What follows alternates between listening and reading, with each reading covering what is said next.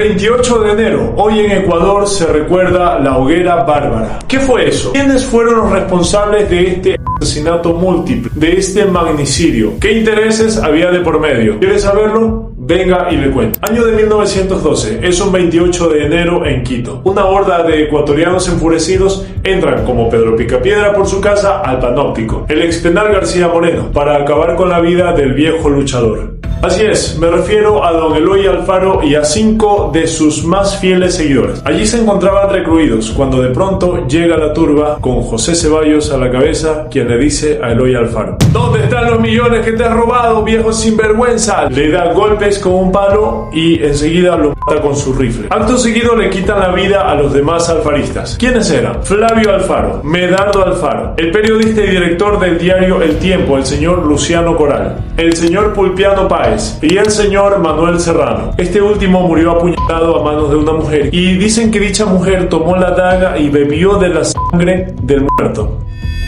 Los cuerpos desnudos son arrastrados por las calles de Quito a vista y placer de las autoridades. En medio de la turba se reconocen rostros curuchupas y religiosos, quienes, aprovechando la ignorancia y el fanatismo de los débiles de criterio, instigan a la barbarie. Se escuchan gritos como: esta es una lucha entre Dios y el diablo. Y por supuesto ellos se creían dentro del bando de Dios, ¿no? Muerte a los masones, viva la religión, muerte a los tiranos, muerte a los demonios, hasta que llegan a una pampa, a las afueras de Quito, un lugar con pocos testigos, y allí queman los cuerpos, en ese lugar donde hoy es el Parque El Ejido. Allí ocurrió la hoguera bárbara. Algunos no quieren llamarle la hoguera bárbara, le llaman la inmolación de Eloy Alfaro. Pero no, señores, ese nombrecito está mal. Eso de inmolación, una inmolación es un sacrificio ritual que se ofrece a lo sagrado, o una persona que decide inmolarse se ofrece, dependiendo de la creencia, a lo sagrado. Así que no coincide con esto que estamos narrando, porque esto es un acto de brutalidad y de salvajada pura que ocurrió esa noche. Hay que dejar de romantizar la historia para poder llegar a la verdad. Pero ¿por qué esta carnicería? Repasemos las obras y políticas de Eloy Alfaro para entender lo que pasó. Eloy Alfaro sube al poder en 1895, luego de muchos conflictos armados que terminaron por derrocar a gobiernos conservadores. Es un tipo que cree que los grandes cambios pueden darse en poco tiempo. Con ese ímpetu impulsa la creación de confederaciones obreras, crea un sistema educativo laico y gratuito. Quiere decir que le quitó el sector de la educación a la iglesia. Además, incorpora a la mujer en la educación pública. Sentó las bases para su emancipación a través del acceso al trabajo público. Además, la igualdad jurídica, con lo cual, dentro de unos años, el voto femenino sería un hecho. Crea hospitales gratuitos, ancianatos y hogares para niños huérfanos. Las leyes que impulsó dieron beneficio a grandes comerciantes y a pequeños comerciantes, con lo cual se impulsó el desarrollo de la clase media. Recordemos que para finales del siglo XIX el mundo estaba cambiando muy rápido en su economía. Segunda revolución industrial, la primera etapa de la globalización, y Eloy Alfaro fue muy oportuno con sus políticas, sobre todo con la construcción del ferrocarril, el cual recorría desde Guayaquil hasta Quito. El ferrocarril ayudó a crecer económicamente tanto al indígena como al montubio. Por otra parte, la ciudadanía, el nacimiento, el matrimonio, la defunción pasan a ser asuntos civiles a manos del Estado, porque se crea el registro civil. Y tú te preguntarás, ¿quién hacía eso antes de Alfaro? Pues bien, mi amigo preguntón, la iglesia se encargaba. Si nacías te daban una fe de bautismo, que por cierto para ser ciudadano tenías que ser católico.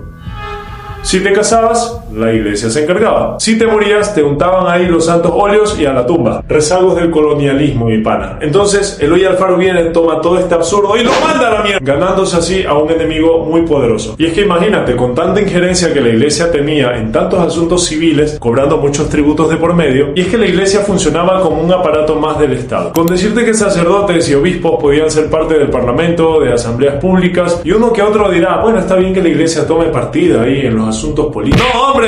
Una de las cosas que nos deja la historia cuando lees, por ejemplo, la Edad Media, es que política y religión forman un muy mal equipo. Bueno, siguiendo, que don Eloy Alfaro se vuelve incómodo para ciertos sectores, concretamente la banca, el sector terrateniente y ciertos grupos económicos que empezaban a crecer acá en la costa, grandes comerciantes de cacao, café, etc. Porque estos grupos querían ser los amos y señores de todos los medios de producción, no querían a los microempresarios, tú sabes, los típicos monopolizadores catalizadores de la economía.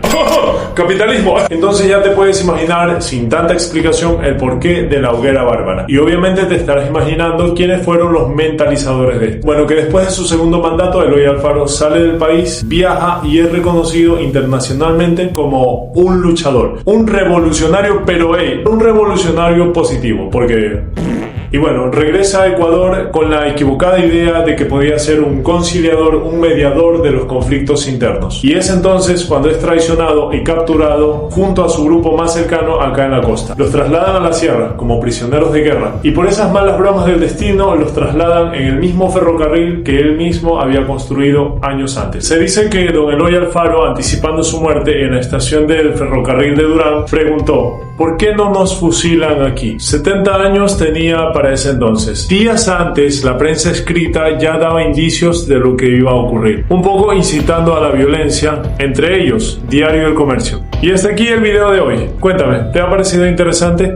Es importante conocer la historia para comprender nuestro presente. Como ya te habrás dado cuenta, me enfoqué solamente en la hoguera bárbara, posibles causas, principales sospechosos, más no en la vida personal de Eloy Alfaro, sus motivaciones, su formación, sus errores. Bueno, todo eso que faltó lo desarrollaré cuando haga un video sobre el natalicio del viejo luchador. Ese contenido lo haré más o menos en el mes de junio, si es que estoy vivo y si es que no me han quemado en una hoguera bárbara.